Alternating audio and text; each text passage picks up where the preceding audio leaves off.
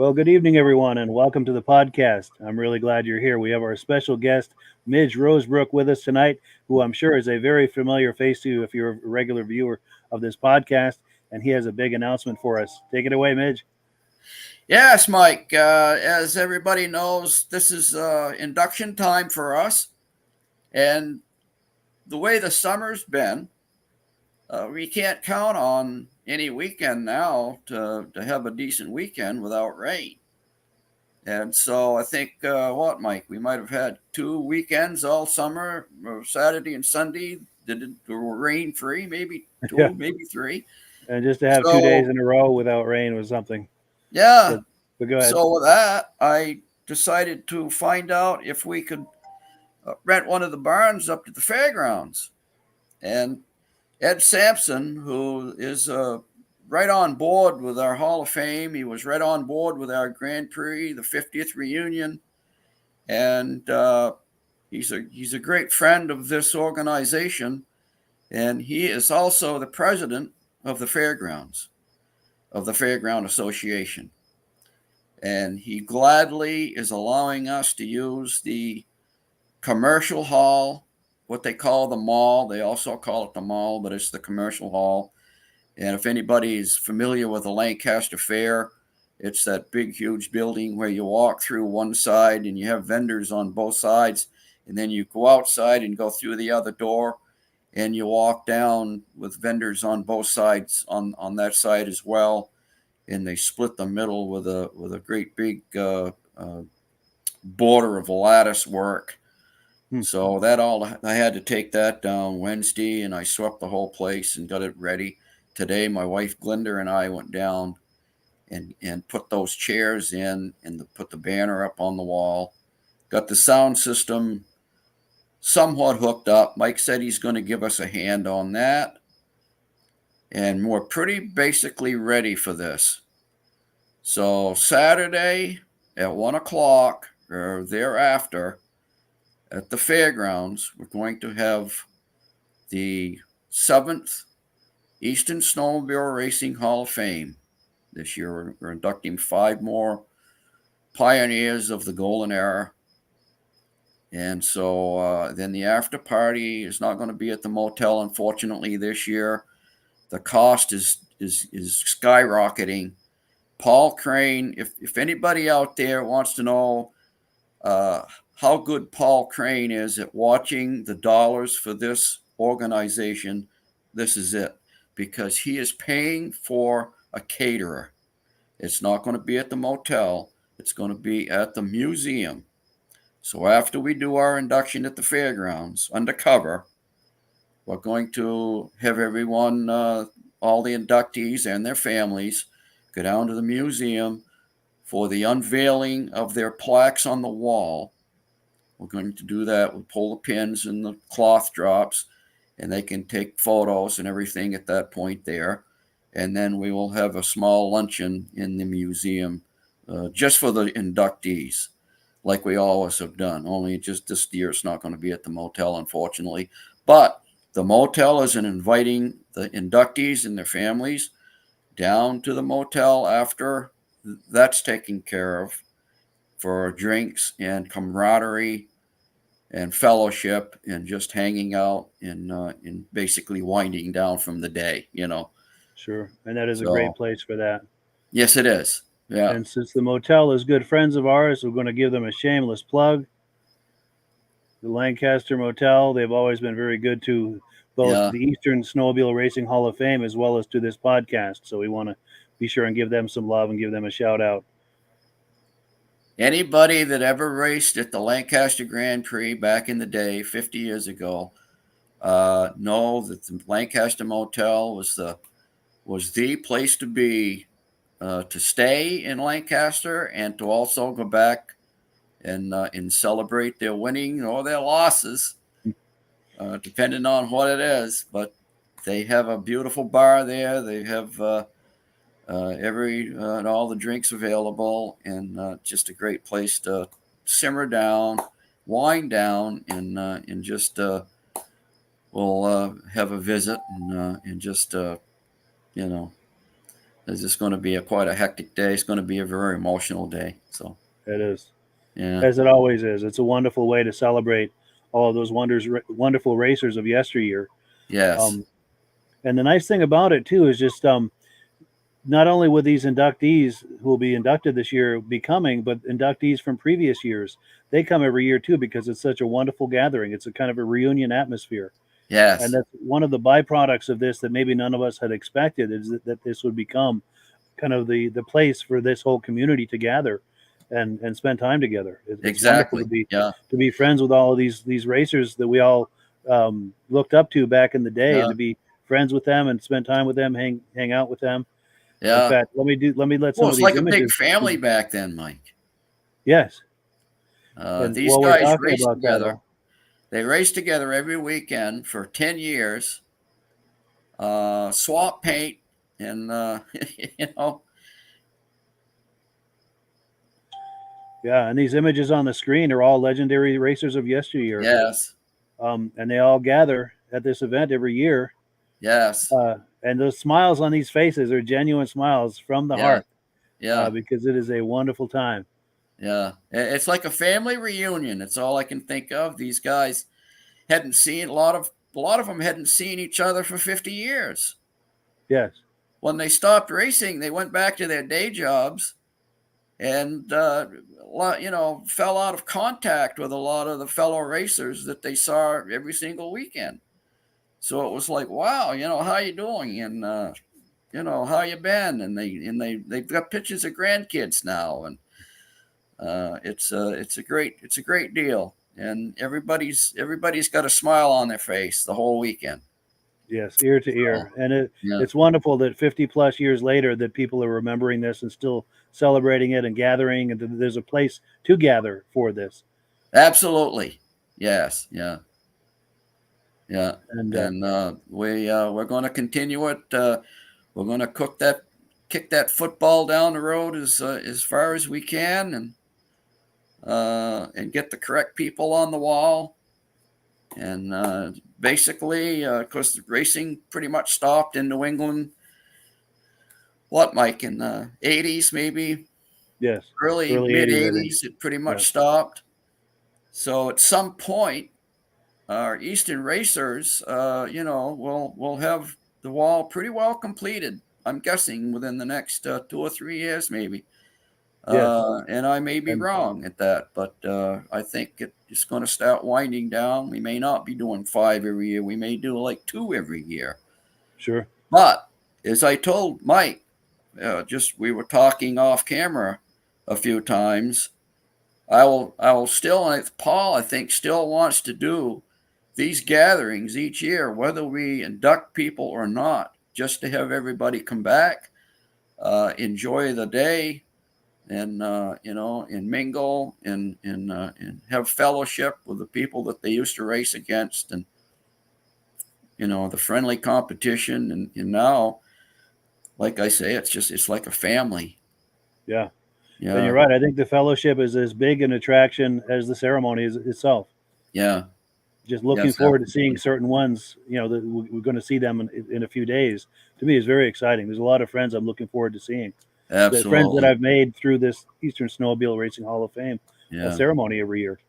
The friends that I've made and now look forward Unfortunately, to seeing. because as these folks are up into their 80s now, and we lost a couple of our members of this Hall of Fame, Bob Clark and Bruce Dunham. Yes, here's And Bruce Dunham here there's a seated. photo of Bruce right there. Yeah, Bruce Yeah, was one of the greatest racers of that era. There was no bigger name than Bruce Dunham. I think he was in the top 2% of the highest paid snowmobile races in the country at one time.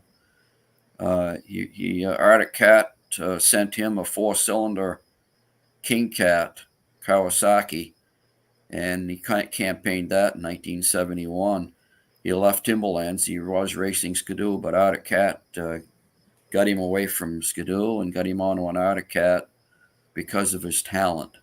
hmm. Basically, he was one of the best, and he was with Arctic Cat for 1 year, and then he went back to Skidoo.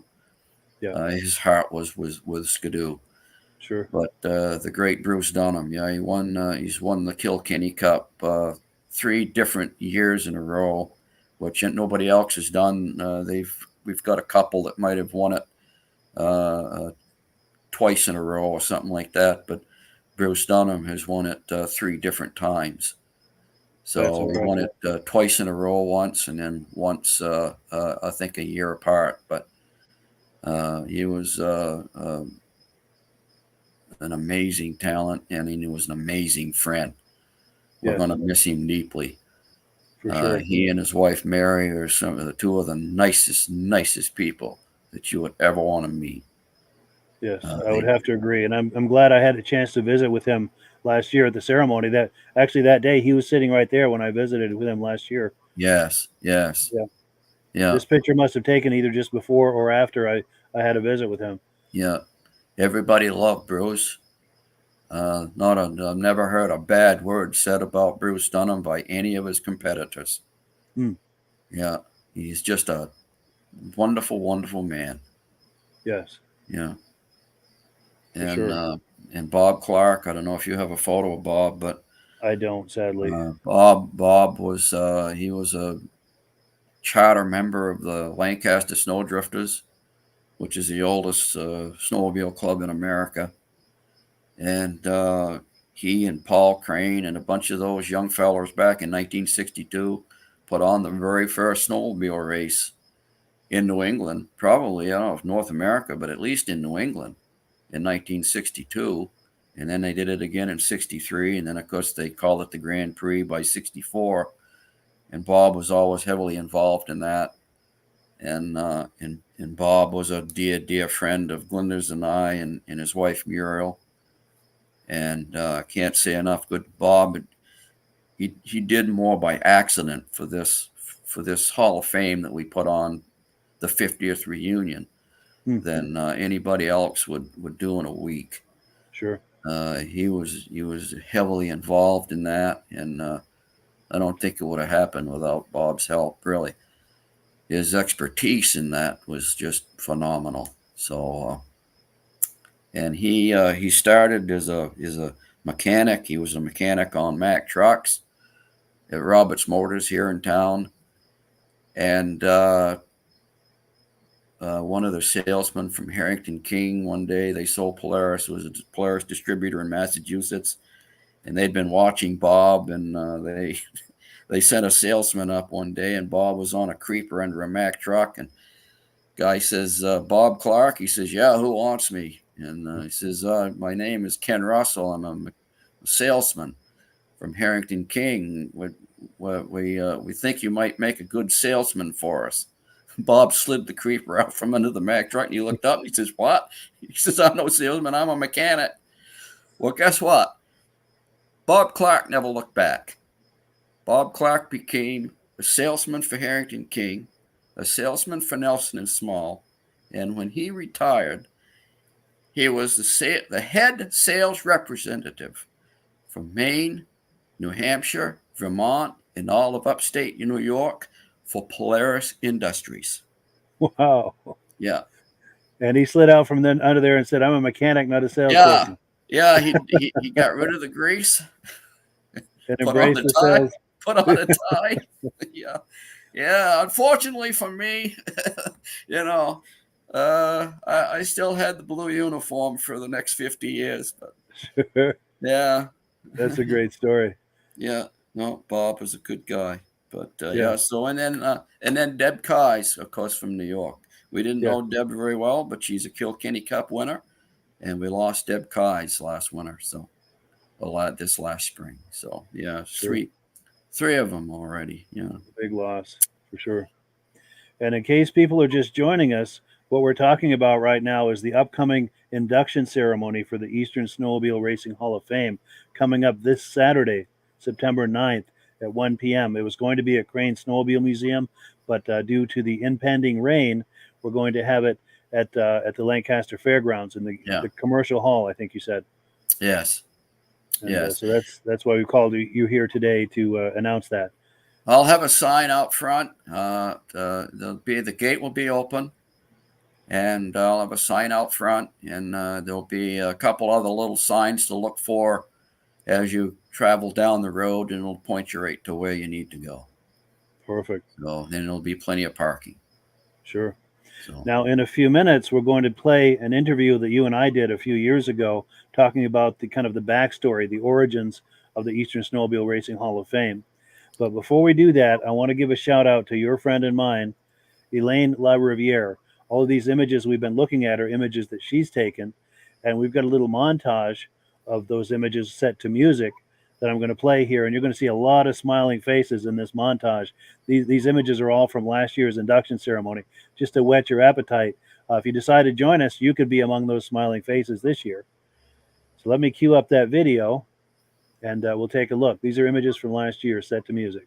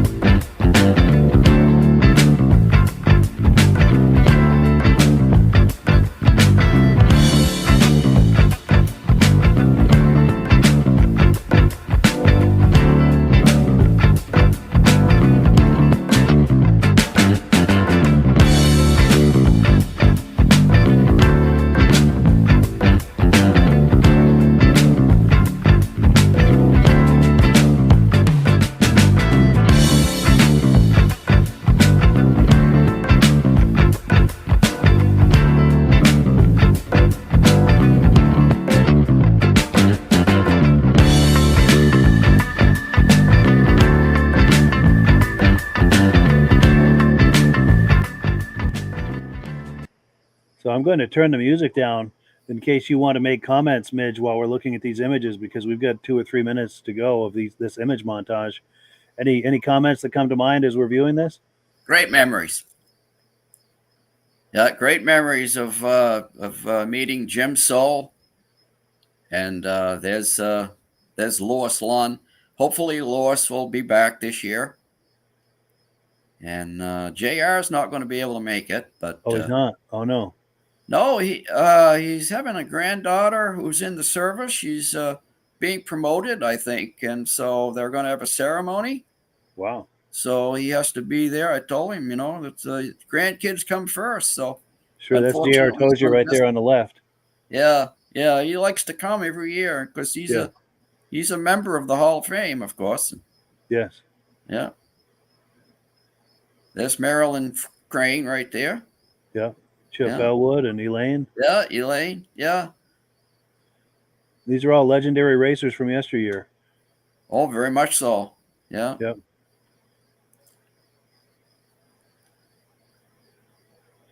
And this was the party the night before at the Lancaster Motel. See, I didn't get to see that, so Some familiar faces right yeah, there. this was yeah. Got Chip Elwood, Paul Lamontagne. Don't know who those other two guys are. I haven't got a clue. Yes. Yeah. And this is outside in front of Cranes. Yes. That's at the motel.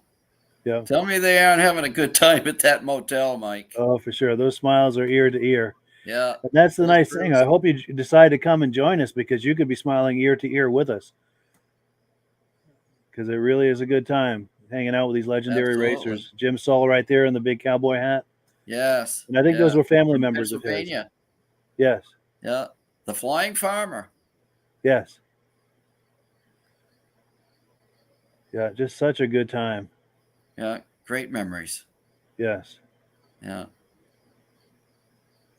Oh, and while we're looking at this too, I'm going to attempt to live stream the ceremony. I've got a new phone. It's also a new location, so I'm not sure about whether or not I'll get a signal, but I'm going to try, and I'm going to try to do a test. I'm going to get there early so I can do a test to make sure that that we can connect. If not, I'll just record it with my cell phone and upload it a day or two later, so we can at the very least enjoy it a day or two later. But hopefully, I'll be able to live stream it. Yeah, that'd be wonderful if you could, Mike. I'm thinking that the fairgrounds may have Wi-Fi up there, but I'm not sure about that. That would be great. And I know Bruce is working on trying to get a Wi-Fi signal as well. Yeah. So, yeah, that would be great. There's the great Herb Yancey. Yes. And Russ Swenton behind him. Yes, Russ Swenton. Yeah. He's our historian. Yes. Yeah.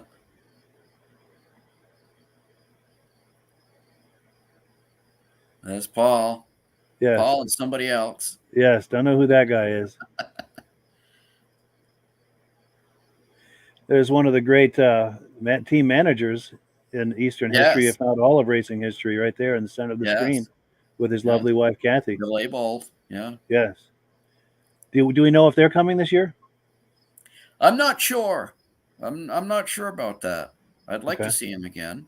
I sure would too. Yeah. Yeah. And Herb Yancey and Herb was on his team. Yes. Yeah. Do we know if Herb is coming? I believe Herb is coming. Oh, good. Yes. Ron Hall and the missus. Ron, I think they're coming. Good. Really nice couple. They are very nice. I think they live out in Syracuse. And he's got a huge race record. Yes, for sure. People don't realize just what kind of a race record that Ron Hall had. Yeah.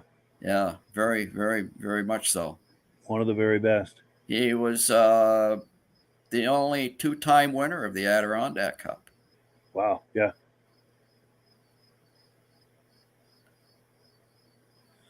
So yeah, we're nearing the end of the montage here. Yes. Oh, and on the end there, I just have to give a quick shout out. Look, right there on the right. That's my brother Brian. Oh yeah. Yes, he came out last year. Yeah. So and he thoroughly enjoyed it as well. He had a really good time.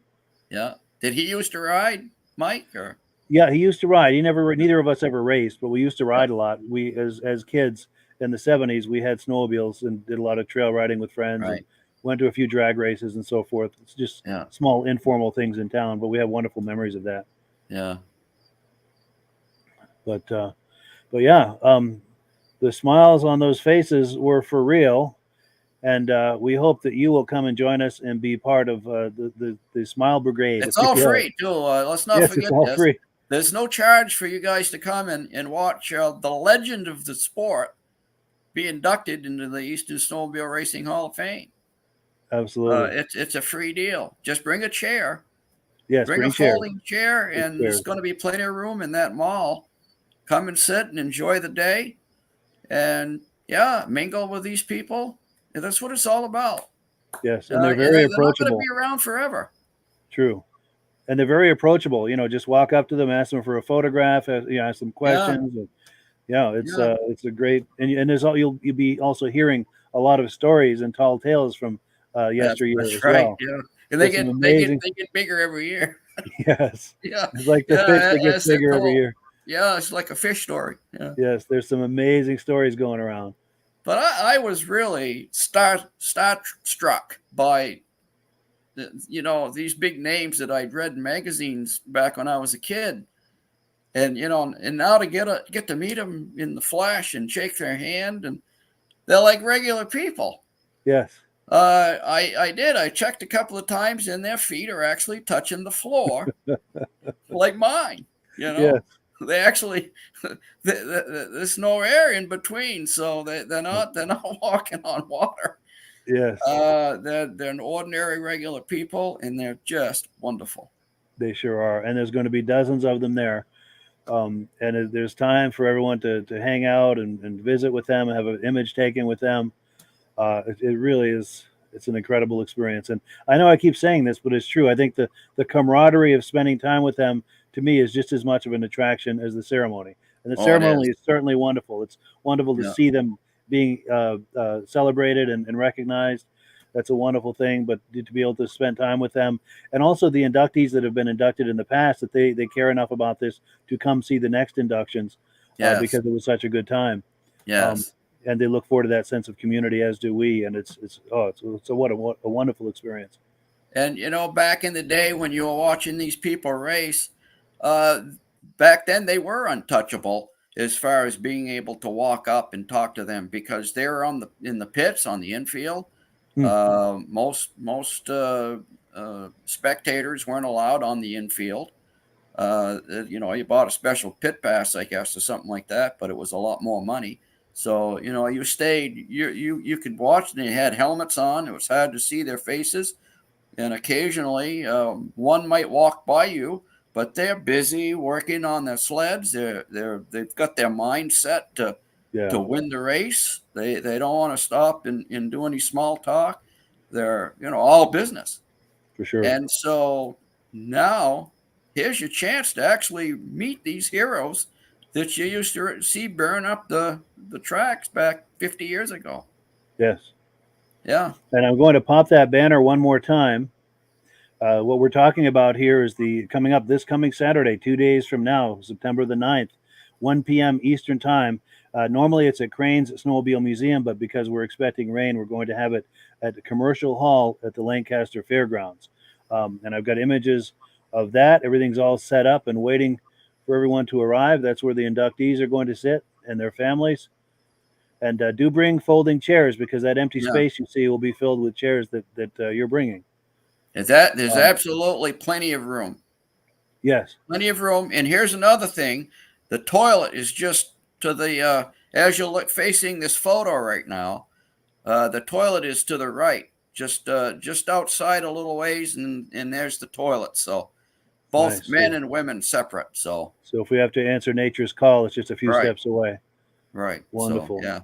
And then I'm going to attempt to live stream it. I've never done it from that location. Not sure what to expect in the way of a signal. I'm hopeful, but I can't make any guarantees. But I am going to try and live stream it. So wherever you're viewing this now, if I'm able to do that successfully, you'll be able to view it wherever you're watching this now at 1 p.m. Eastern time. So be sure and monitor wherever you're viewing here. And we've got a comment that's come in. Here we go. Darren Lumby says, "Thank you guys for doing all the work to bring these shows to us. Great show, and I might be one of your biggest fans in more ways than one. I love old sleds and food." Wonderful. Well, thank you, Darren. And Darren, every month he contributes. He makes a contribution to the Vintage Snowmobile podcast, and we thank him so very much for that. He's got that on an auto bill, and we thank him for that. That helps to offset the costs of doing the Vintage Snowmobile podcast, and as well as the Muscle Car podcast. So, Darren, thank you so very, very much for that. We appreciate that. And please come, because if you like old sleds, I'm not going to spill the beans, but we are going to have a visit of a full-blown race sled at some point. So at the program. So wonderful. It's a big surprise for somebody. Wonderful. So we have that to look forward to as well. And I think I know the one you're talking about, and that will be worth the wait if it's the one I'm thinking. Yeah. And if it's not the one I'm thinking, I'm sure it's equally as interesting and wonderful. But good. So, yeah, and here's another thing that it can be brought inside. So if it's raining, you're going to be able to look at it, and it's going to be high and dry. And like I say, there's plenty of room under that building. It's got to be at least 80 feet wide, maybe 100 feet wide, and probably a couple 100 feet long. So plenty of room. yeah, Perfect. yeah, And if it's the sled you were messaging me about last week, it'll be worth coming yeah, just for that alone. Yeah. yeah, yeah, yeah, Good deal. Good deal. yeah, I won't spill the beans on it either, but that will be worth a look. yeah. Well, cool. So But come for the day. yes, Spend. It's not going to be that. It's going to take the whole day. It's probably going to take a couple 3 hours 2 hours. Yeah, to do the induction and everything. But if it's going to be a rainy day, or if it's going to be really hot, you're not going to want to be out in the sun and the heat, and you're not going to want to be, out getting wet somewhere in a thunder shower. So come right underneath that nice big barn roof. That's the doors will be open, so there'll be a little breeze coming through off the meadow, and I think it's going to be a pleasurable time for everybody. for sure.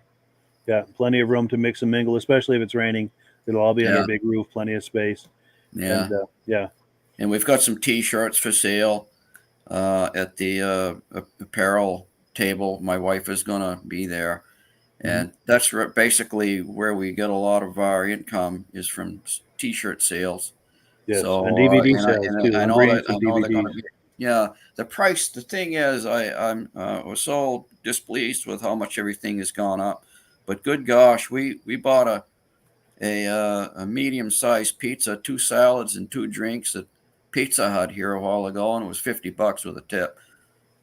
I mean, come Everything's on, crazy. everything is crazy.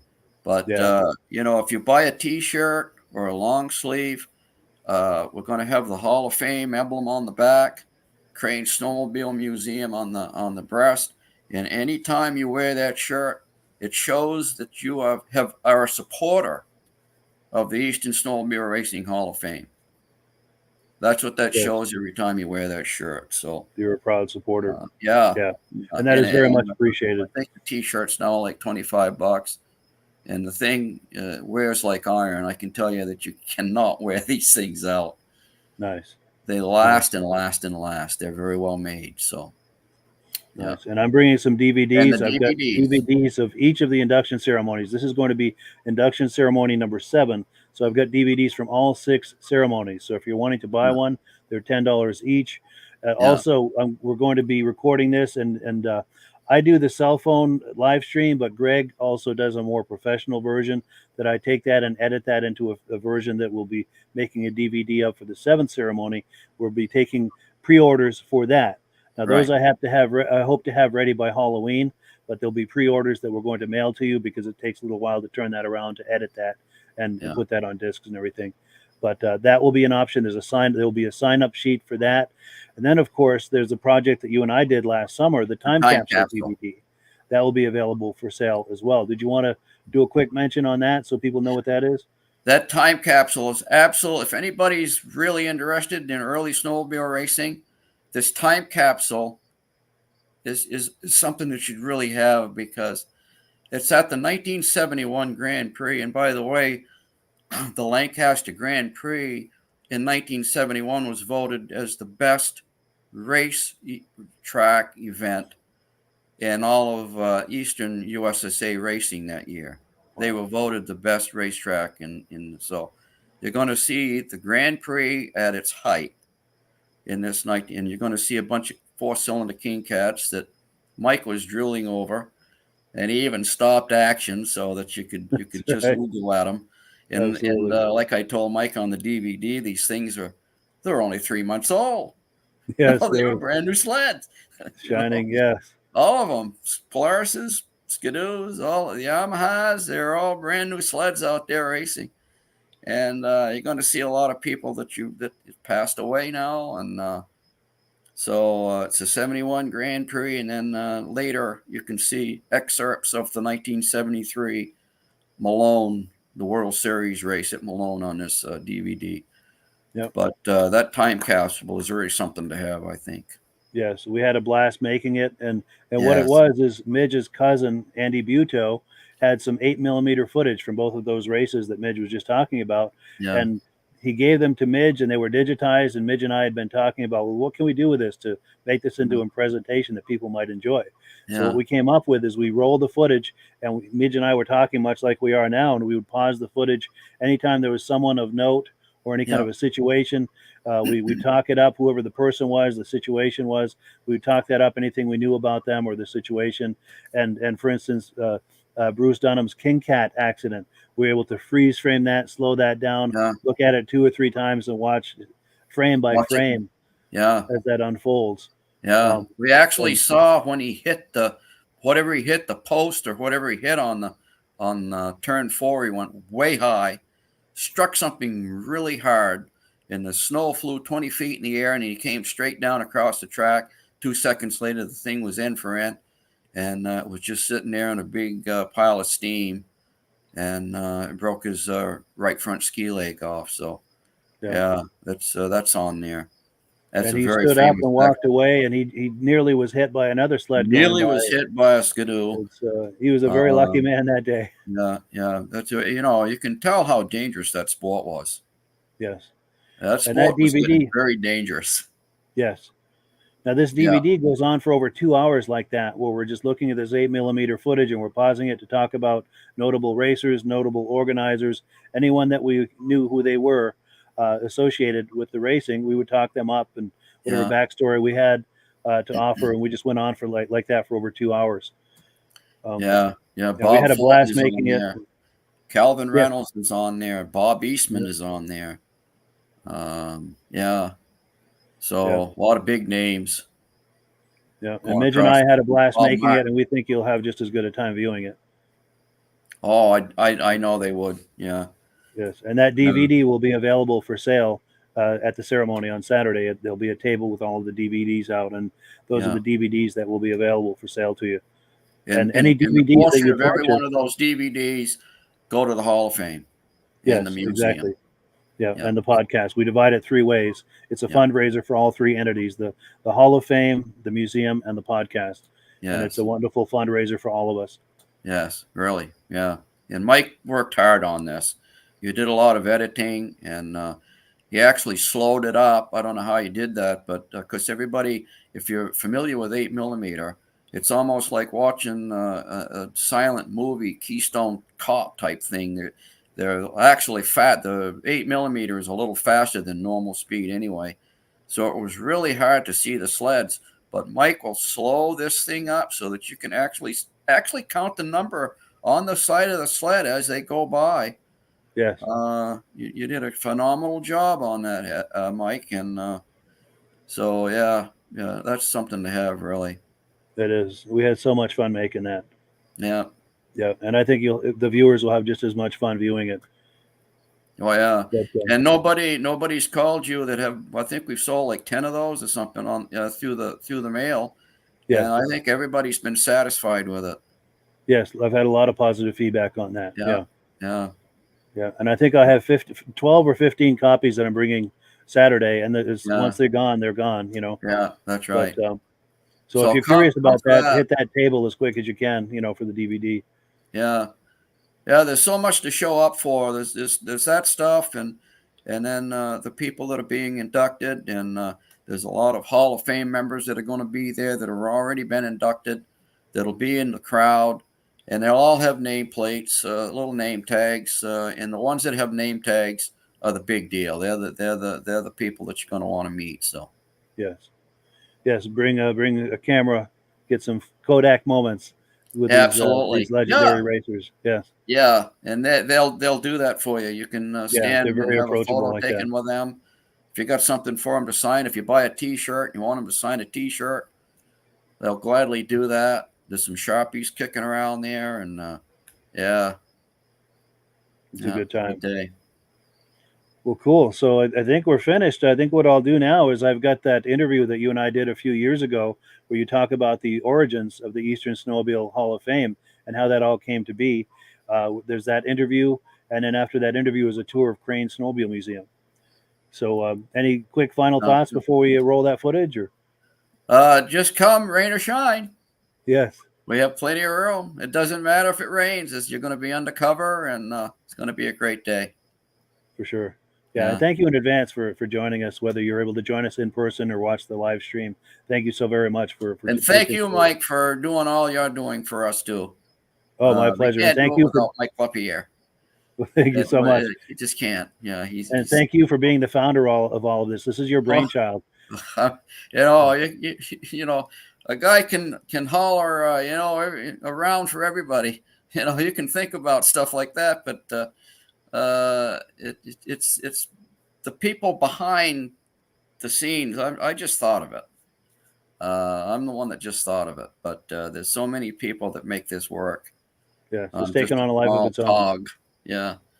Yeah. It takes somebody with more knowledge than I have, and Mike is one of them, to help this thing work. So yeah, it really is the team that makes this work. Yeah. Thank you as well. Yeah, well, cool. Yeah, so let's roll that interview, and yeah, thank you, Midge. I look forward to catching up with you on Saturday. Okay. Yes, absolutely, Mike. Yeah, Alrighty. Saturday morning when you show up, we'll work on that sound system. So yes. Okay. Alrighty. Take care, everybody. Good night. Stay tuned for this video. Take care. Okay.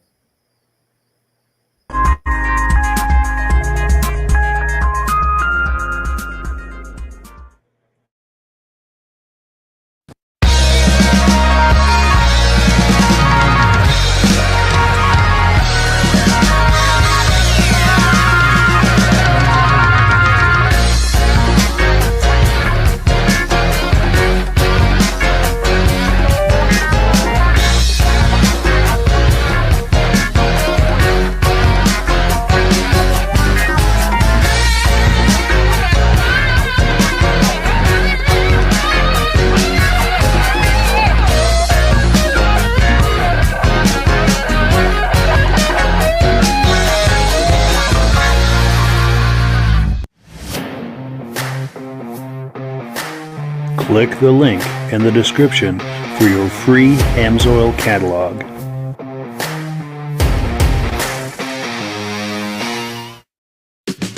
Before we get started, I'd like to give a quick shout out to some of our friends. The Eastern Snowmobile Racing Hall of Fame. Search for them on Facebook. Central Minnesota Pond Racing. Search for them on Facebook. The historic Lancaster Motel for the ultimate Eastern trail riding adventure. Cranes Snowmobile Museum at 172 Main Street in Lancaster, New Hampshire. The Vintage Snowmobile Club of America Quarterly Magazine. The Bridge Street Garage Racing Team, the house racing team of the Vintage Snowmobile podcast. The New Hampshire Snowmobile Museum at Bearbrook State Park in Allenstown, New Hampshire. And lastly, if you decide to advertise with the Vintage Snowmobile podcast, this could be your advertising message. I'm on the phone with Midge Rosebrook. How you doing, Midge? Good, Mike. How are you? Doing well, thank you. So, Midge, tell me, what is the Eastern Snowmobile Racing Hall of Fame? The Eastern Snowmobile Racing Hall of Fame is something Paul Crane and I started here in Lancaster. We felt that there was a need to recognize the guys that used to race here in the East back in what I would call the golden era. Would be from the mid-1960s to the late 70s, maybe early 80s, but mostly I think the meat of the golden era would be definitely the 1970s. Sure. And it really, racing here in the eastern United States never really got covered. Those guys never really got recognized like the Midwest guys did, the factory drivers, and the big name distributors and things like that from the Midwest. There's 2 Hall of Fames out there. Sure.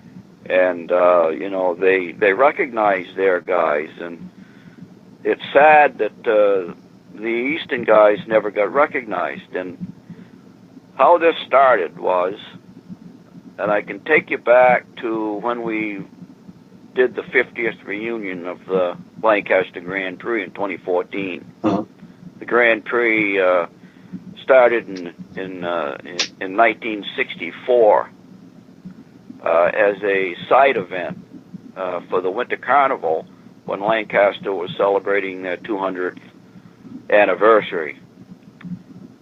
And it took off. And thank you to Timberland Machines, the big Skidoo distributor here in Lancaster. It was basically Bob Bottoms that allowed his crew to help build the track. Roberts Motors stepped in. Butch and Johnny Roberts, they had a Skidoo dealership there. They helped. White Mountain Mac, there was several businesses in town that really stepped forward and helped the Snowdrifters, the Lancaster Snowdrifters, actually put the event on. But it was a town effort to put this big race on. And at one time, the Lancaster Grand Prix was the largest outdoor winter event in New Hampshire. Wow. They were pulling in 15,000 fans.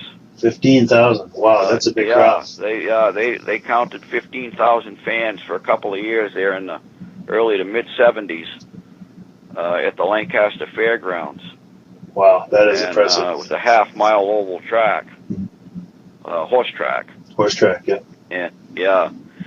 And Polaris was actually the first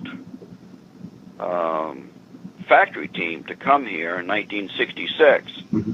Bob Eastman and Randy Heights came and raced in 1966. That was also the first year for the Big Kilkenny Cup, which was donated by Timberland Machines to the Snowdrifters.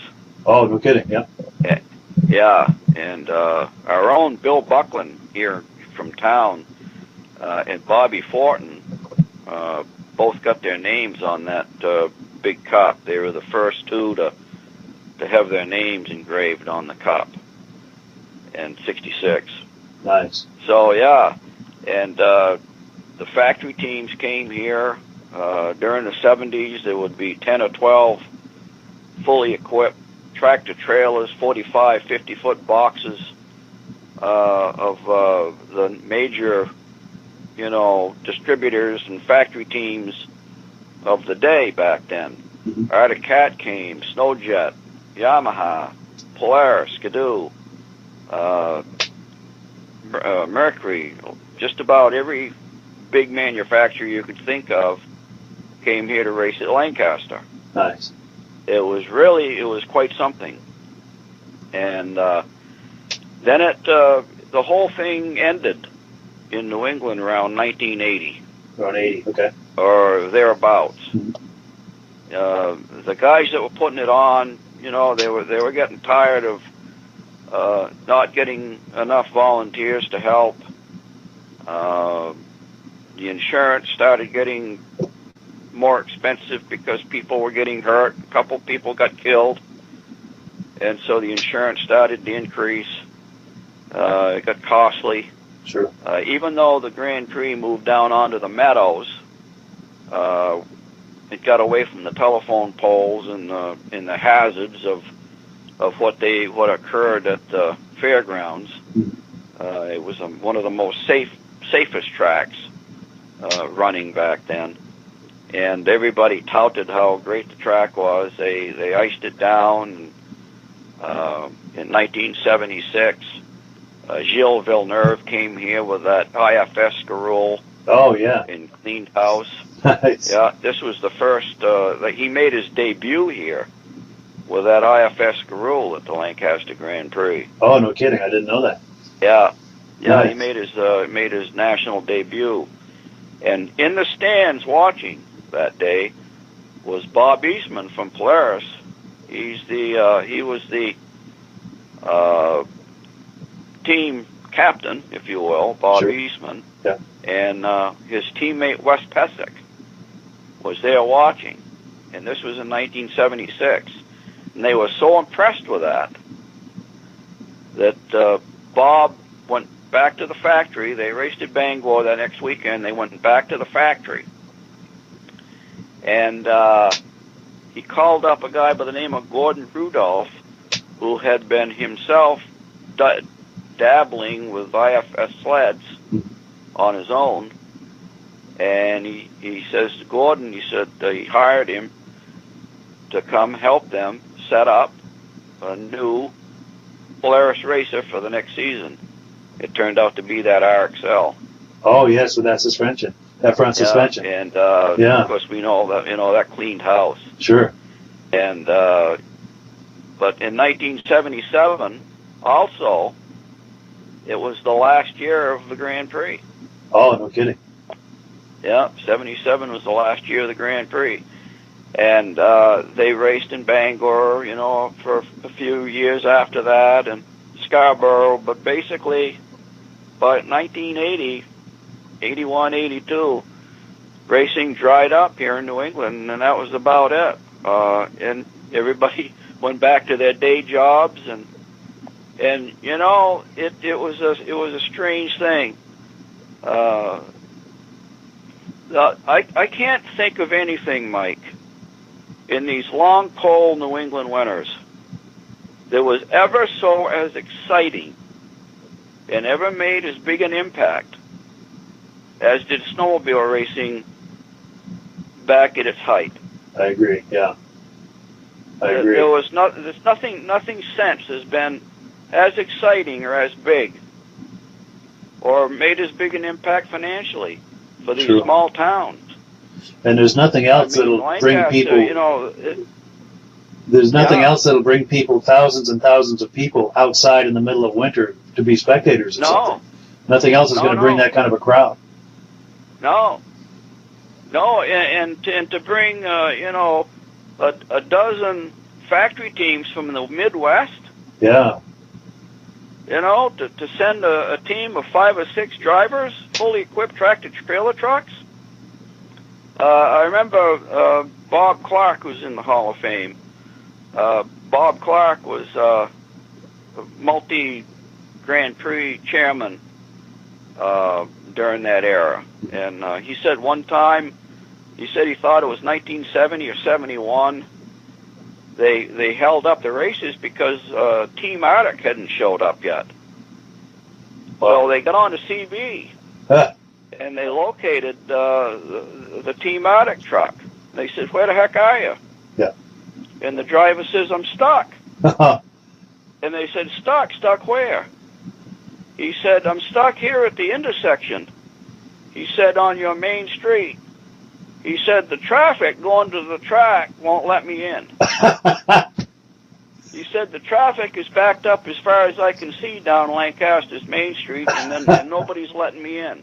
Wow. So they had to escort. They sent a cruiser down, a state police cruiser. Yeah.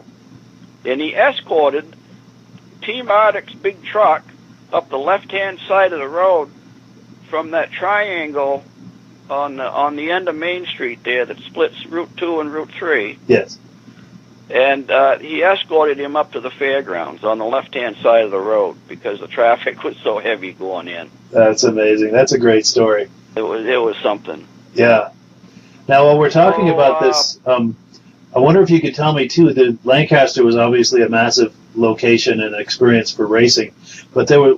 How were they doing that? Was there a circuit around New England where they would do Bangor one weekend and Boonville another weekend? And how were they structuring that?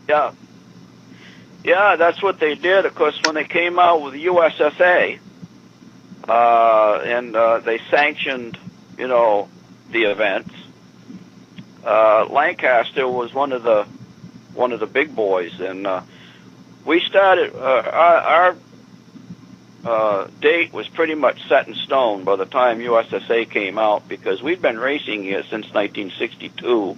Wow. And then, of course, they called it motorized toboggan races in 62 and 63. Right. And then they changed it to the Grand Prix to make it sound better, I guess, for the 200th birthday of Lancaster that year. That's why they changed the name. Yeah. And so... Yeah, Lancaster was on this circuit. Bangor would be, I think Bangor was a weekend either before or after us, and then they did Scarborough. Mhm. They did Jackman. Jackman, I think, was probably one of the first races in the east here, Jackman, Maine. I think that happened like in December or something like that. And, yeah, they had a race in Laconia. They had a race in Boonville, New York. And, yeah, it was like a circuit. It was big time. That's cool. These guys were professionals. They were pulling $1,500, $2,000, $2,500 a weekend in. You know, like Bobby Fortin was one of the big name drivers here in the East, and where I used to work at the golf station here in Lancaster, he always used to come in, and he'd have a check of $1,000 or $1,500 to win. Wow. Plus he'd get so much, he'd get a couple $100 from a spark plug company or dry belt company.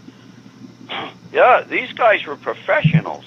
That's cool. And it was an exciting time. Yeah, it really was. Sure. And so anyway, when we decided to do a 50th reunion of the Grand Prix, a lot of the old guys that used to race back then came to the reunion. And I even have a photo of a bunch of them lined. You've seen it at Paul Cranes. Yes. Those guys all lined up on the racetrack. Yeah. And they got me in there, and I kept telling them, I said, I didn't race. I said, I should not be in there. Well, they begged me to they made me go in. So, I mean, I shouldn't have been in that photo, but I was. Yeah. Anyway. That's nice, though. It really got me to thinking, it's sad that these guys never got recognized. Yeah, for sure. And so I think that planted a seed.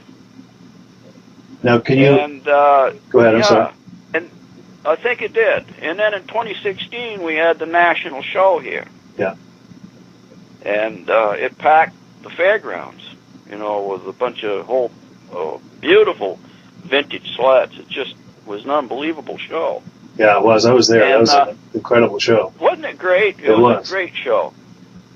And so there again, here's Conrad Rollins, Tom Peters, Bruce Dunham, mm-hmm.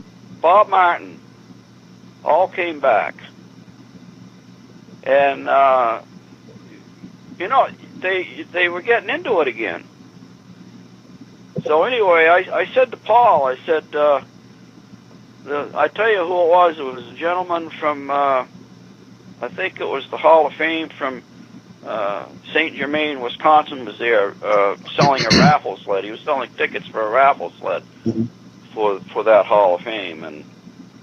And I had, before that, I had sent Bruce Dunham's, Bob Martin, and Conrad Rollins resumes out there just to see what would happen. I wanted to see if maybe I could get one of those guys into the Hall of Fame out there. So Paul approached the guy, and he was on the board of directors as well. Mm-hmm. So Paul asked him what his thoughts of Bruce Dunham making it into the Hall of Fame that year. And he had a puzzled look on his face, and he said, Bruce Dunham. Boy, he said, that doesn't ring a bell. He said, I know he's not in the top 10. Wow. And Paul came to me, and Paul says, they're not. He says they don't even know who Bruce Dunham was. Wow. He said they're inducting 35 and 40-year-olds out there now, Midge. He said there's no chance. Yeah. He said we'll never get them in. He said there's not a chance. So anyway, I went back home. I didn't sleep. Actually, I think I went up to camp up to Maidstone, and I rolled and tossed and turned all night. And all of a sudden, in the middle of the night, I sat up, and I said right out loud, I said, and my wife wasn't even with me or nobody, I was all alone. Yeah. And I said, that's it. That's it. And I could not wait. This was Saturday. I could not wait for Sunday morning to get a hold of Paul Crane and ask him, you know, if so anyway, about 7 o'clock Sunday morning, I didn't want to get him too early, so I waited until 7. So I grabbed the phone, I dialed Paul's number. Paul answered, and I says, "Paul, you're sitting down?" And he says, "No." He said, I could. I said, what are your thoughts on having our own Hall of Fame? I said, we could do it at your museum. Paul says, let's do it. Nice. Just like that. Wow. And that's how it started. And the ball has just continued to roll from there. And it's continued to roll from there. We inducted our first inaugural 4 people into the Hall of Fame in 2017. It was May 19th, I think, of 2017. We inducted our first 4, and then the next year we inducted 5, and then the next year we inducted 5 more, and in this last year we inducted 7. Nice. Now, can you tell me about some of these people who've been inducted, and also what qualifies someone to be inducted into the Eastern Snowmobile Racing Hall of Fame? You know what? You don't have to have a perfect record. Mm-hmm. I think you know, when you say the Hall of Fame, the word fame means famous. Okay, that's just a short for famous. Mm-hmm. It's the Hall of the Famous, really. Sure. And Tom Peters.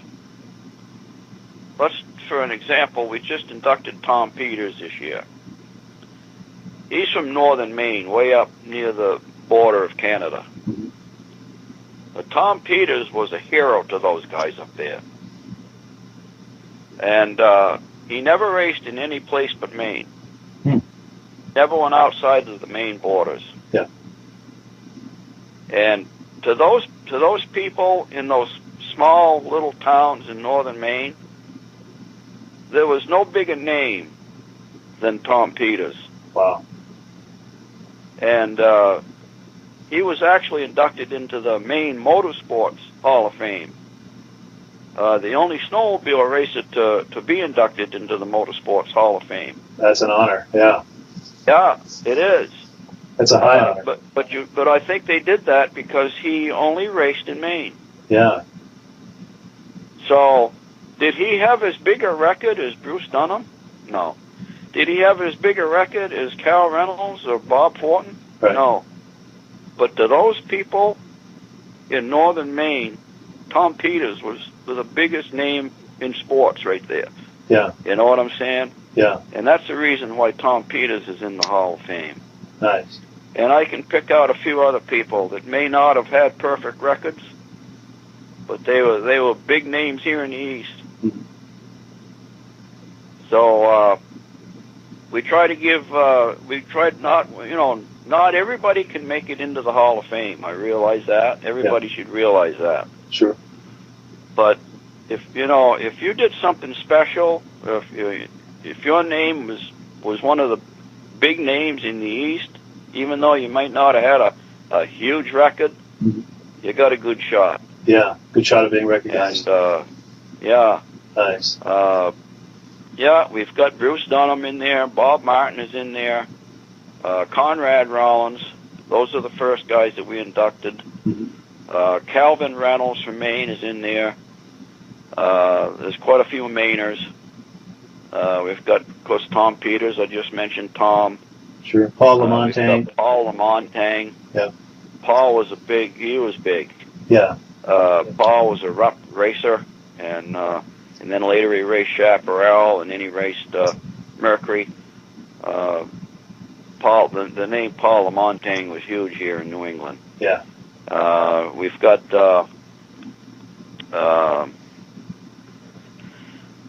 Joe Wilkinson from Massachusetts. We just inducted Joe. Louis Lunn, we inducted Louis in 2018, I think. Yeah. Yeah. And Louis only raced maybe 3-4 years. I think he got number 9 bib one year, so he's top 10. Yeah. But what made Louis special?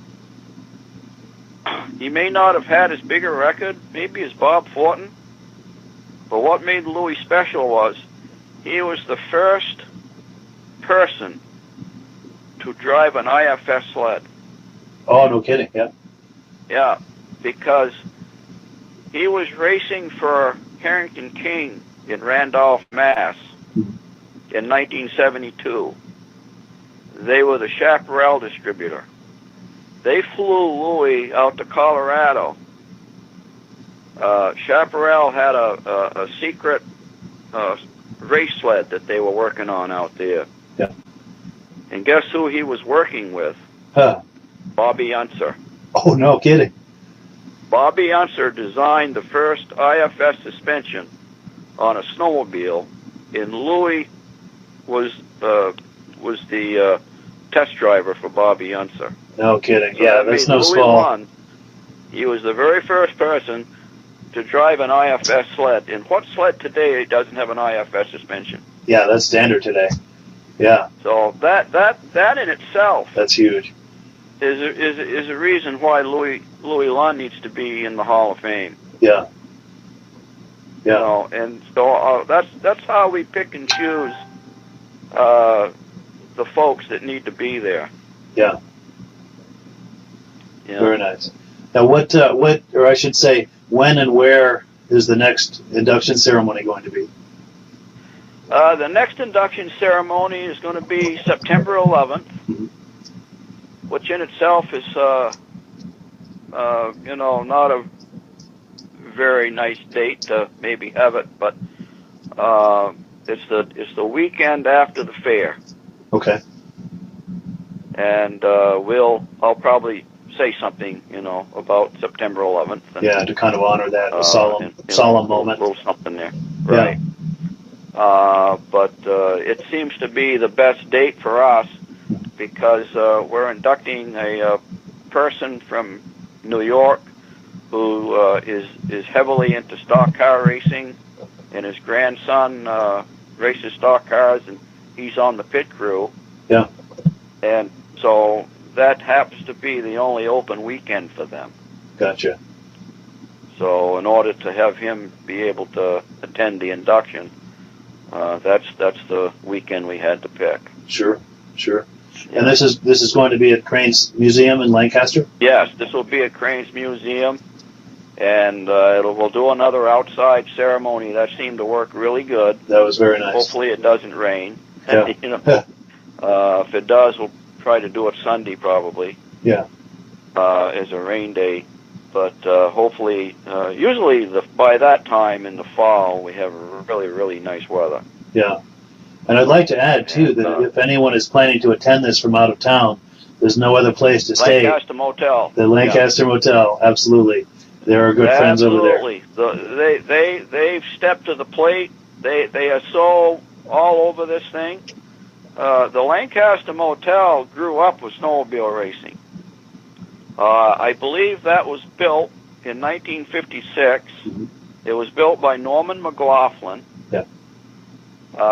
His daughter Sally married Mike Beatty, who is in the Hall of Fame at Riverside Speedway as a stock car racer. He was a well-known stock car racer here in New England back during the 60s and early 70s. Yeah.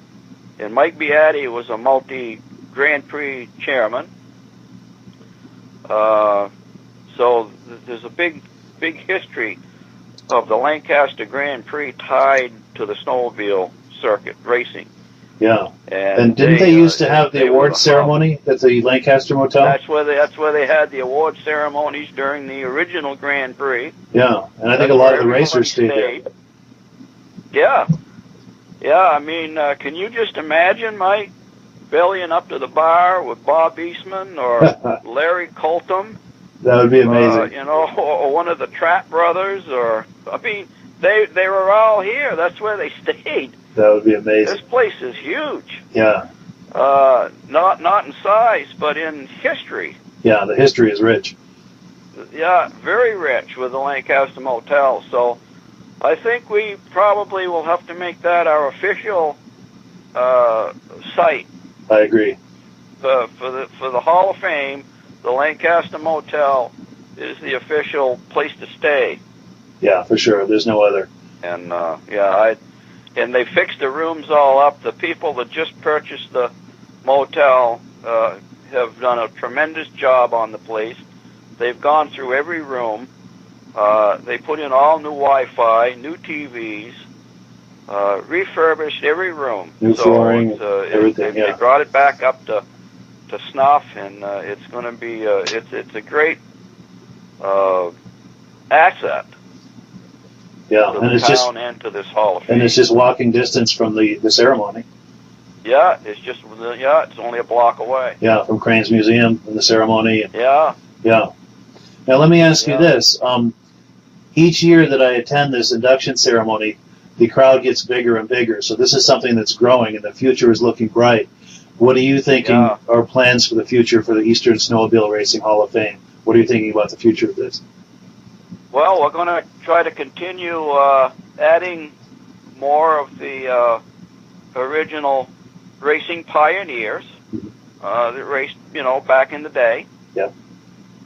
They're getting older all the time. They're in their late 70s, mid-late 70s, early 80s, and we'd like to get them, here while they're still with us. Yes, the clock is ticking. That being said, when I did Cal Reynolds in 2018, we put Cal on the wall, and he was huge back then. He was a skidoo racer, and he won about everything going. Yeah. And anyway, after the ceremony, instead of going up for photos, instead of thinking about himself, Mike, I felt an arm across my shoulder, and it was Cal Reynolds whispering in my ear. He said, Midge, he said, Bob Fortin really needs to be up there. And I says, I know, Mike. I says, I know, Cal. You know what, though? What we're thinking about doing is getting all the people up there that are with us first, and then we'll try to do the ones that have passed away at a later date. And he shook his head and he said, Midge, he said, that Bob Fortin needs to be up there more sooner than later. Yeah. And so I told Paul what Cal said. And Paul said, yeah. He said, what we probably should do is induct 4 people that are with us and maybe one who's passed away each year. Yeah. Because you know what? Their families aren't getting any younger either. That's true, isn't it? Yeah. Good point. So in 2019, we had Bob Fortin's 2 sons, Michael and David, attend. And I asked Cal, I emailed Cal, and I said, Calvin, would you please say a few good words about Bob Fortin, because you raced against him. He raced for Timberland Machines, and he knew Bob very well. He said, certainly. He said, I'd love to do that. So I introduced Cal when we did Bob, and his 2 sons stood up there. It was quite moving. I remember that. It was very touching. Yeah. So, yeah, Calvin did that for us, and we thanked him. And I know he's a busy man. Cal's got several businesses over in Maine there that he has to attend, and so I said to him, I said, when he said, yeah, he said, I would do Bob Fortin for you guys and say a few good words about him. Yeah. And I said, I'm just pleased that you could do this just one more time for us, Cal. I know you're busy. He said, Midge, let me tell you something. He said, as long as me and my wife Mary Ann are able, we will be attending every single Hall of Fame induction that you're going to hold here from now on. Nice. And he's true to his word. I've seen him at every one. Yeah. And he spoke this year at Ted Wynot. Ted Wynot, of course, was the flagman for those guys for years and years.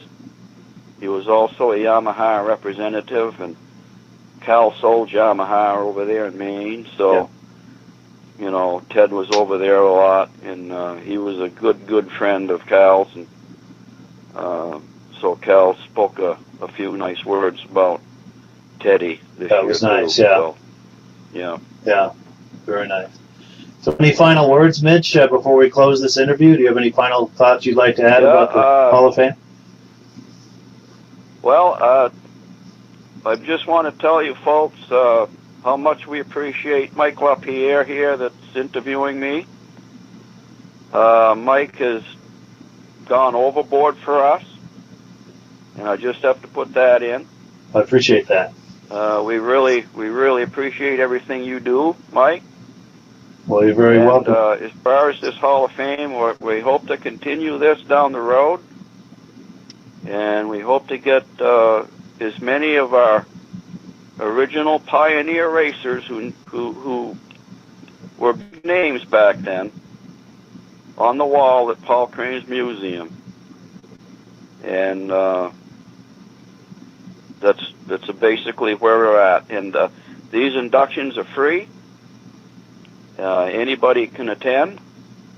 Bring a lawn chair and join us.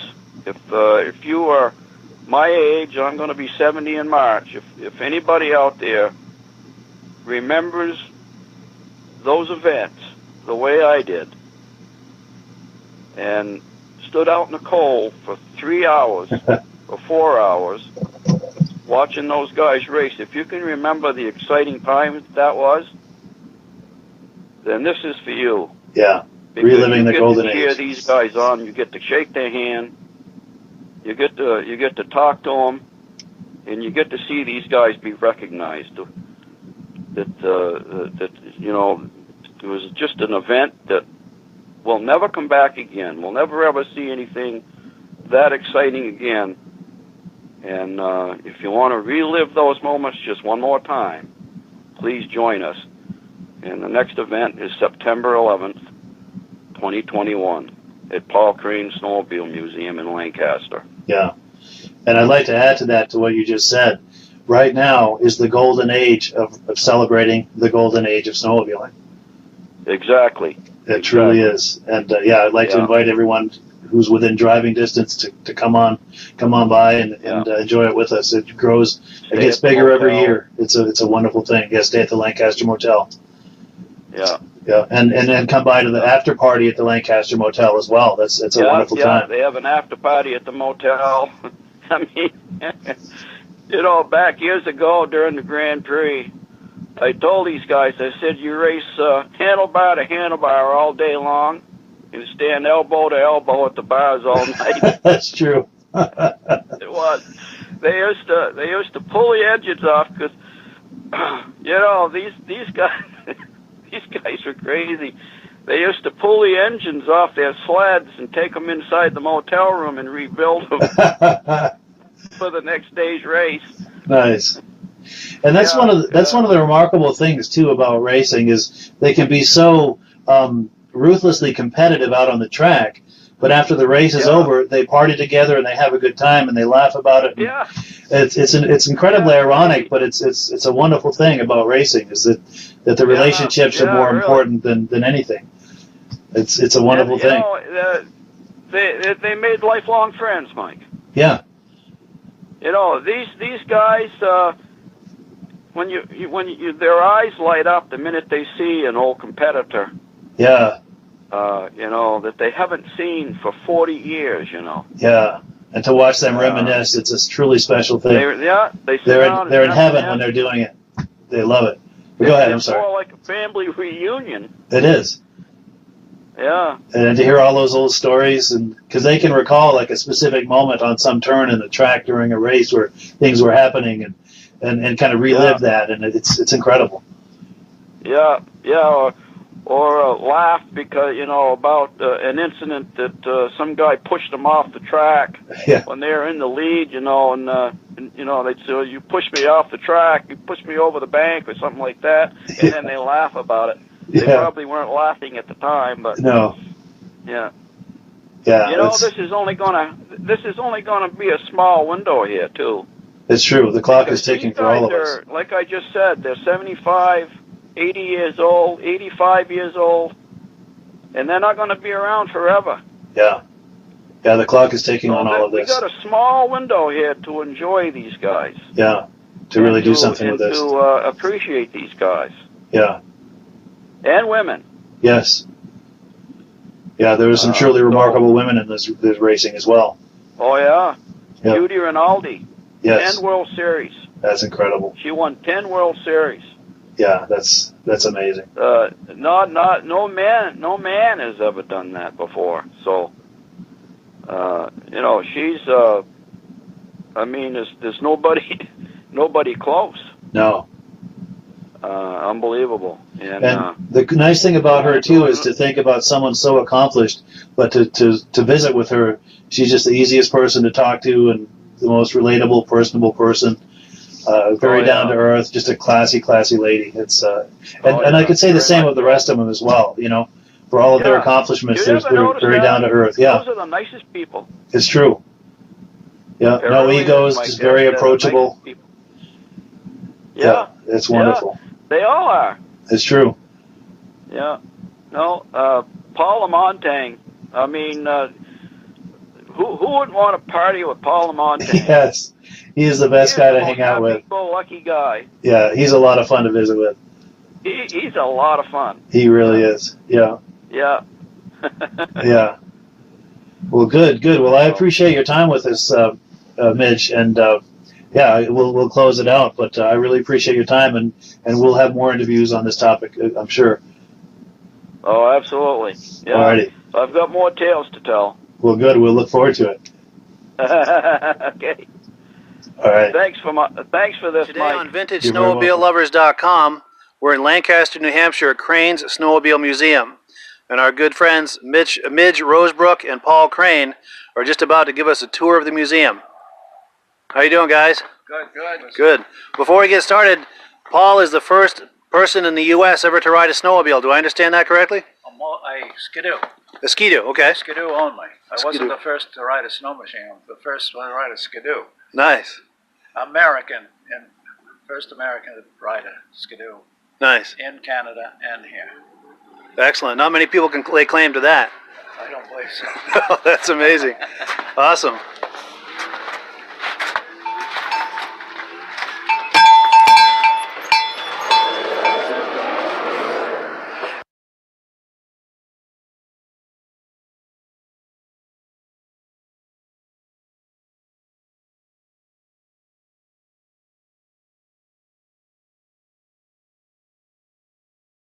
We'll just start down this row here. All right.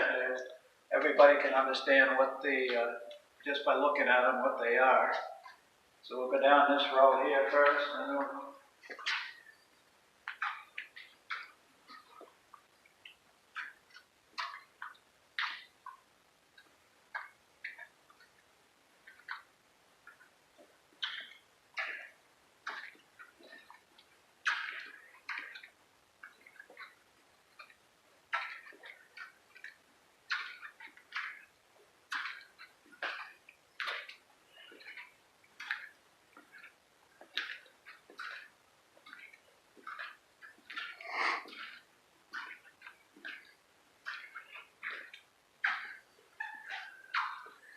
on the end wall here, we have some of the clothing. Most of them are practically mine and the family that rode things. Nice. So these are yours from back in the day, you and your family? A lot of them are. I would say that 80% of them are. Nice. And at the end here is a Scatmobile, which is rare. It's got 3 real big bloom tires. It was made out in Grand Rapids, Michigan, and I met the guy years ago, and he was driving a Stanley steamer up his driveway, and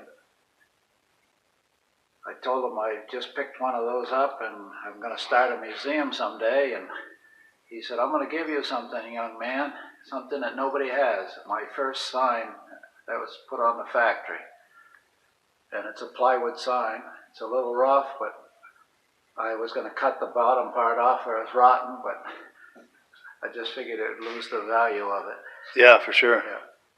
Wow, that is awesome. That's quite a gift to receive. Yeah. Outstanding.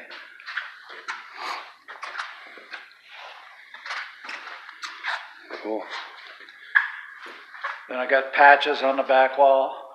Oh, yes, yeah. Patches on the back wall. Yeah. And See if I can get in a little closer on those.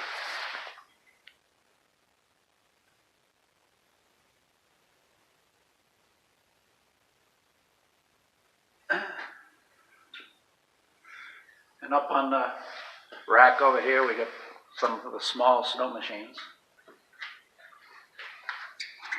I remember the kitty cat from back in the day. Yeah. Then we got the 1926 Model T snowmobile, which is a foot narrower than the average snowmobile. And if you look at the running board, it says snowmobile right on it, Really? which is rare. Right here on the step. Yeah. Wow. And what year was this, Paul? You said 1920 something? 1926 as the plate. Oh, yes, yeah. Wow. I usually give rides when the snow's deep. I haven't done it this year yet, but I will be. Nice. Then some more mini sleds up top. Sleds on the top. Then over in the corner here we have some more mini snows plus a couple old sleighs.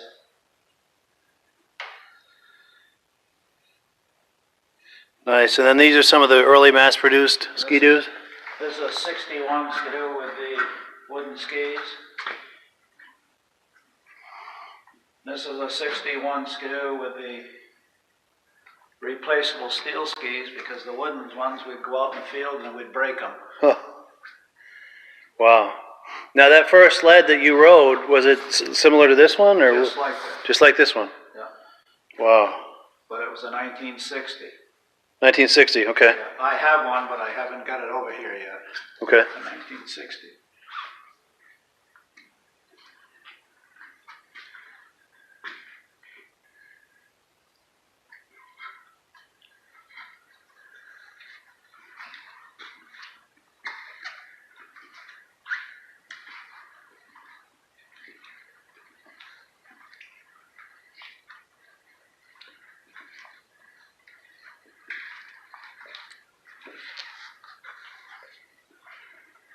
Skidoo Elite. I sold those, and they sold in 1995. Really? Yeah. Wow. That one has got 200 and something miles on it. Unreal. That's a nice shape. And I think they stopped making those in what, 2005 or something? They started The Elite? 2004 and 5. I think they made a silver one. Yeah. A much more modern looking one. Was that the last year, do you know? Yeah. It was, okay. I like that TNT. The old silver. Lux Nordic. Oh, yeah, yeah. Now I see a shift lever on that. Did that have reverse? Yes, reverse. Yeah. Nice. And did it have like a low gear for No, it's just the regular. just a reverse? Okay. But it's mint. It's only got 200 and something miles on it. Nice. A buddy of mine growing up had a silver bullet like that. Then we have the 64 tin cab motor ski, Wow. which they didn't make very many of them. Then a 65 motor ski.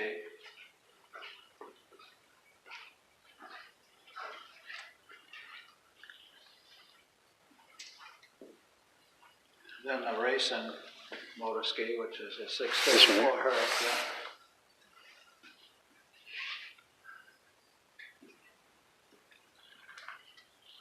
And then this here was a 500 racing sled. Okay. apparently, so I've been told, the factory had it, yeah. Motor ski factory had it. Wow. That's cool. And then the Zephyr, which is all original. Wow, 1970, yeah.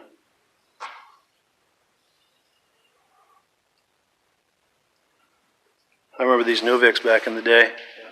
My father's friend had one just like that. Then a pink motor ski that was made from a friend of mine for his daughter. Wow. That is cool. You don't see those every day. No.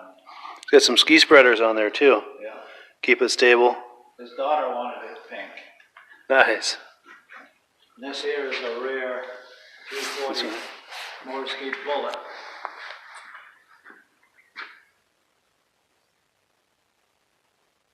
Wow.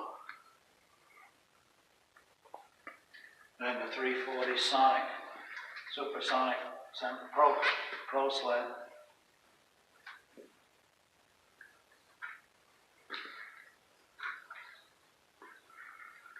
Then the Racing Northway.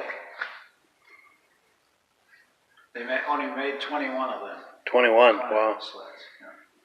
That's a real big hood. Does that mean there's a real big engine underneath? Or? Yeah, it's a 440. 440, yeah. Nice, and this Racing Cat. Then a 76 Snow Pro. Nice. Yeah. That's one of the cooler looking sleds ever to be on the snow, I think. And then the Husky. Yes, yeah.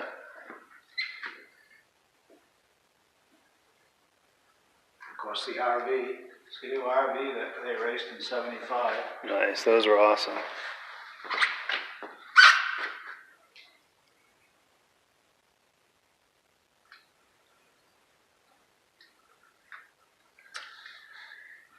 Then the Snow Cruiser, which was a Rapido 500, which, as far as I know, there's only 4 of those in existence. 4 of those, wow.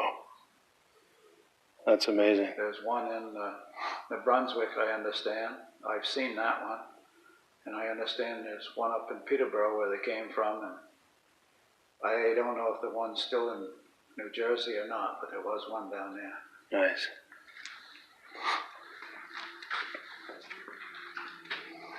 We had one like this when I was a kid. It was the consumer model, though, not the Starfire. Yeah. That was fast. Even the consumer model, the 250, was really fast. Oh, yeah.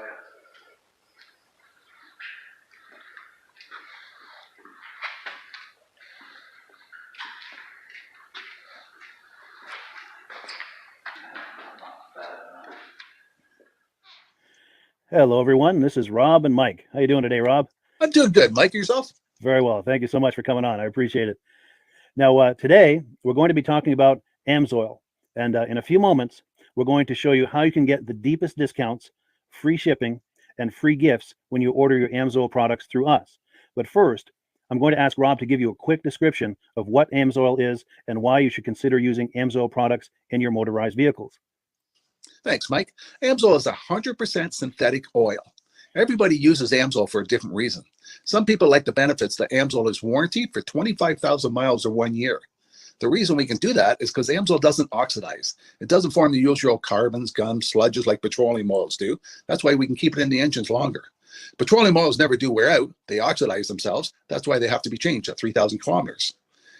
And AMSOIL likes the benefit that you only have to change the oil once a year. That saves some money. Some of the people like the benefit of AMSOIL is it's a slipperier type lube. By having a slipperier type lube, it cuts down friction drag. By less friction and drag, engines run 20 to 50 degrees cooler, better gas mileage.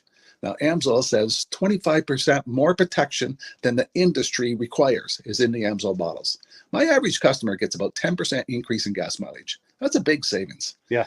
And by cutting down friction and drag, for every 10 degrees you cut down the friction and drag, doubles the life of the engine. So by having the engine run cooler, it makes it last longer. Some people like the benefit of the range of the AMSOIL.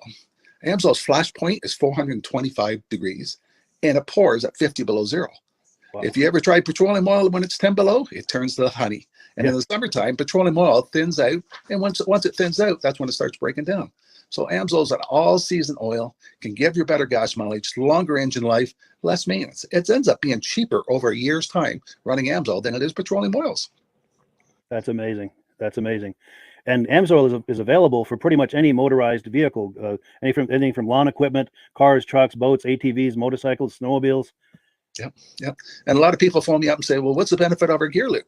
Exactly what I told you about the engine oil. It pours in cold weather, it runs cooler, makes the equipment last longer.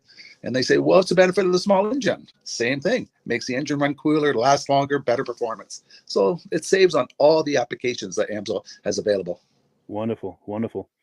So yeah, let's talk now. Hopefully this has convinced people to think about maybe joining us in the AMSOIL experience. Let's talk about some of the discounts and free shipping and how that all happens. I'm going to pop a graphic on the screen. And yeah, by all means, if you want to talk people through how this preferred customer program works. AMSOIL has a number of different programs. One of our main ones is a catalog customer, where somebody can order directly out of our catalog. If they order out of the catalog, they order $100 worth, AMSOIL will ship it right to their house. But our best program is our preferred customer. For only $10 for 6 months, you become a preferred customer, you save 25% on all the product. You order $100 worth, they're going to give you free shipping. You don't have to order a whole case. You can mix and match. Say you want 4 bottles of small engine, 7 bottles of 5W30, and a couple of gear loops. You can mix and match. You can order 1 bottle at a time if you want. There's no minimums, no maximums. By being a preferred customer, you save over 25% on all the products you're going to buy. AMSOIL sends you extra gifts, a $5 gift certificate on your birthday, $5 when you renew your account, and stuff like that. So it's a good way to save on some of the products you want to buy. For sure, for sure. Yeah, it's an incredible value. And this is the deepest level of discount that anyone can get when ordering AMSOIL. Is that correct? It is. It is. Wonderful, wonderful. So let's take people through the step-by-step experience of placing an AMSOIL order. Then that would include signing up for the preferred customer discount, or sorry, preferred customer program, so they can receive those deepest levels of discount. So let's go to the website. This is what the website's going to look like. These are some screenshots. Once you go to amsoil.com, there's a link in the description, or you can just type that into a browser, amsoil.com. This is the page you land on. At the upper corner of the page there, you see how I've circled in red. That is the link to click, the Join Now link. That will take you to the preferred customer program page, where you can take advantage of all of these discounts and free shipping and everything that we've just been talking about. This is what that page looks like. In the lower right, you're going to click Join Now. This will pop up. You select the duration you'd like, whether it's 6 months or 12 months, and click Add to Cart. Now, once this pop-up goes away, you'll be back on the main page. And the upper left, you'll see where I've got that red arrow. It says Shop.